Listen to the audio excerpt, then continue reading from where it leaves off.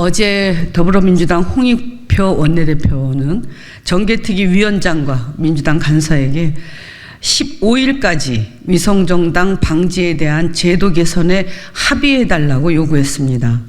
만약 그때까지 합의가 안 되면 그에 따른 민주당의 판단을 다시 한번 해야 할 시점이라고 밝혔고, 국민의힘의 전향적인 태도를 촉구한다고 강조했습니다.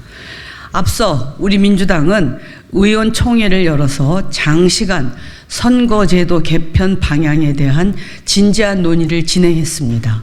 그리고 지난 총선에서 국민을 실망시켰던 위성정당 설립이 결코 반복되어서는 안 된다는데 의원들의 공감이 있었습니다. 또한 민주당은 위성정당 방지법을 추진하겠다고 이미 공언한 바도 있습니다. 이제 여당인 국민의힘이 답해야 합니다. 그러나 국민의힘은 백리병회기를 언급하며 현행 선거제도가 유지될 경우 위성정당을 다시 설립할 의향을 내비치고 있습니다. 이처럼 선거제도 개혁에 대한 국민의힘 입장 어디에도 진정으로 국민이 바라는 정치개혁은 없습니다. 국민의힘에게 선거제도는 오로지 이기기만 하면 되는 운동경기나 도박 같은 것입니까? 또한 정개특위를 중심으로 선거제 개혁을 위한 전국적 공론화 과정을 펼쳐왔습니다. 지난 3월 국회의원 선거제도 개선에 관한 결의안을 채택하여 전원위원회를 개최했습니다. 나흘 동안 무려 100여 명의 국회의원이 토론회에 참여한 역사적인 일이었습니다. 또한 5월에는 국민 공론조사를 실시했고 500명 시민 참여단어 수기 토론은 전국에 생중계되기도 했습니다. 지난 1월 여야 130여 명의 의원들이 함께 모여 초당적 정치개혁 의원 모임을 출범했고 수차례의 간담회, 토론회 등을 통해 심도 깊은 고민을 진행했습니다. 하지만 지난 1년간의 노력은 모두 물거품처럼 사라지고 말았습니다.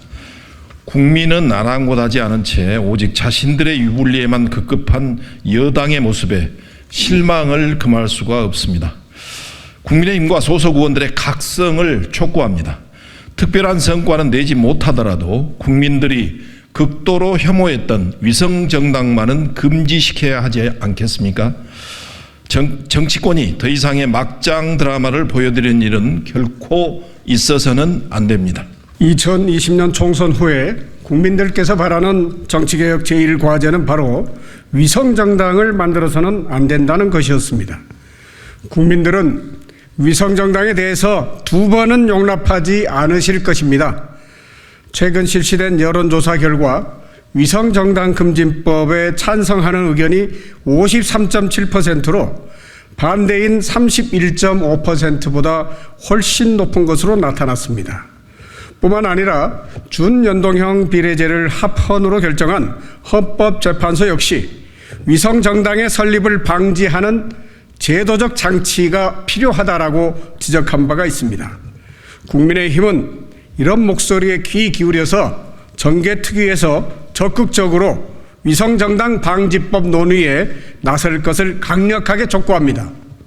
아울러 오늘 기자회견에 참석하고 연명한 더불어민주당 의원들은 이 같은 요구를 국민의힘 김기현 대표와 윤재옥 원내대표에게 전달하고 위성정당 방지법 통과를 위해 최선을 다하겠습니다.